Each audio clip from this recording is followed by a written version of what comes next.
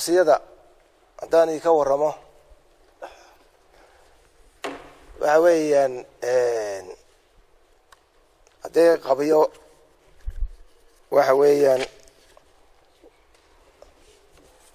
وحويان وشنية طبعا حبسي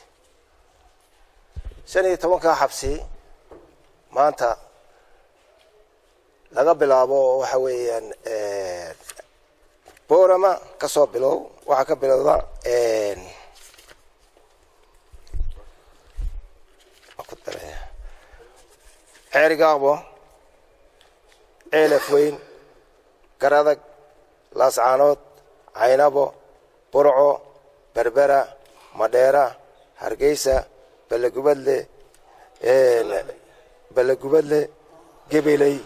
بورما سلحلي أودوينه بكي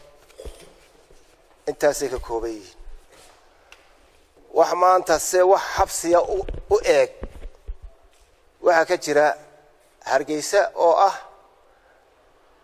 meel loogu tala galay maxaabiis gaar ah iyo maxaan ku yiraahdaa Madeira burco gacanta lagu hayo oo saada low wali waa qabyo waa xabsi weyn wuxuu noogu wayaa maanta haduu dhamaado dhamaystirkii hadda madaxweynuhu uu amray in inta ka dhimana la dhamaystiro kaas wuxuu qaadayaa isagu dad kun iyo 200 buu qaadaya waa xabsi weyn oo isa saaran oo fooqa maanta meel maxbuus ku noolaan karo maxaabiisteen waa dayaciin xaga dhaqaalaha maanta meel aan ku orodnaa ma jiro dalkeena abaara ka dhacay abaar laba jibaaran ba ka dhacay meel maanta aan oran karno dawladda ku oran karno wixii degdeg ah loogu dhameeyana maanta wadankeena waad la socotaan saddexda sano ee joogay wax badan baa ka bedelay xaqii tababarkii maxaabiis askarta waan habeeyay xaqa ulahana ma jirin ulihii dhamaan waan wadaynaa waxaan ku talagalay maanta hadii difaac loo baahdo inuu ciidankii hubaysnaado hubkoodii u dhan yahay waan gaarsiiyay dhamaan waan kontroolinahay waxaan sameeyay dugsi tababar oo gaar ah oo aan lahaan jirin ciidanka asluubtu oo Madeira ugu sameeyay oo dhameystiran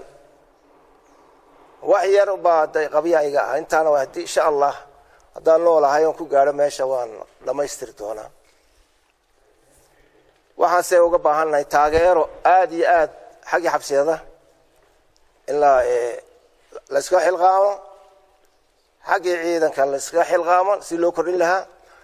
xabisti daryeelkoodii hadii nafaqa ahayd xaqi $12 waa $1 hadee wax bilaadan kuma noola kara maanta xaqi maxaabisti 1500 ayuu ugu tala galay ina Ibrahim Allah naxariisay Maxamed Xaaji Ibrahim Cigaal 2500 maanta waxa ku jira 1900 baa ku jira 2900 baa ku jira waa overload way waxa loo baahan yahay tiradii xabsiyada maxaabiista la kordhiyo raashinkii loo kordhiyo ciidankii la kordhiyo inta waa loo baahan